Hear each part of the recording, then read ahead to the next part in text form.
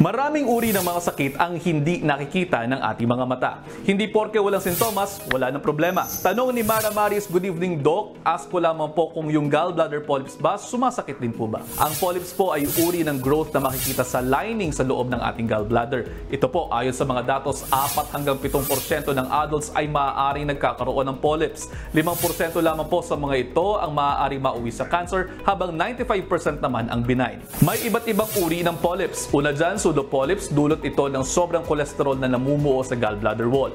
Ang inflammatory polyps naman po ay parang peklat dulot ng pamamaga sa gallbladder wall, habang nangyayari naman ang adenomyomatosis kapag mayroong abnormal na paglaki ng gallbladder lining na nauuwi sa cysts. Adenomas naman po ang tawag sa mga benign tumors na mayroong 5% tsansang maging cancerous. Malignant polyps naman po ang nagdudulot ng adenocarcinoma na isang uri ng cancer. Kadalasang walang sintomas ang polyps. Sumasakit lamang ito kapag nagdudulot ng blockage sa cystic duct or sa bile ducts na nakakonekta sa ating gallbladder. Ang blockage na ito, ang pagbabara na ito ay maaaring magdulot ng iba't ibang uri ng inflammation o pamamaga. Kung may hindi may paliwanag na pananakit, maaari ring dulot ito ng ibang kondisyon tulad ng gallstones. Ilan sa mga sintomas ng komplikasyon ay ang lagnat na mayroong kasamang pagkahilo at pagsusuka, pananakit ng tiyan, jaundice o paninilaw ng balat. Mas at risk na magkaroon ng gallbladder polyps mga may edad 50 pataas, may mataas na kolesterol at may mga hepatitis B. Kapag nakitaan po kayo ng polyps, kinakailangan ng regular na follow-up check-up upang mabantayan kung may pagbabago ba dito na senyales ng pagiging malignan. Para mapanatiling healthy naman ang inyong mga gallbladders, iwasan po ang mga unhealthy na pagkain at magdagdag ng prutas at gulay sa diet. Umiwas din po tayo sa mga matataas ang saturated fats, matataas ang sugar at fast foods. Samahan na rin po ito ng pag-inom ng tubig para laging hydrated at hindi hirap ang ating mga organs. Kung may mga sakit o kalagayan pang nais bigyang linaw, mag-message lamang po sa aking Facebook page o sa page ng Good Morning Kapatid.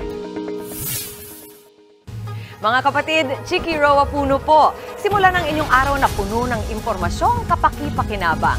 Sama na sa isang makabuluhang umaga. Tumutok at mag-subscribe sa social media pages ng News 5.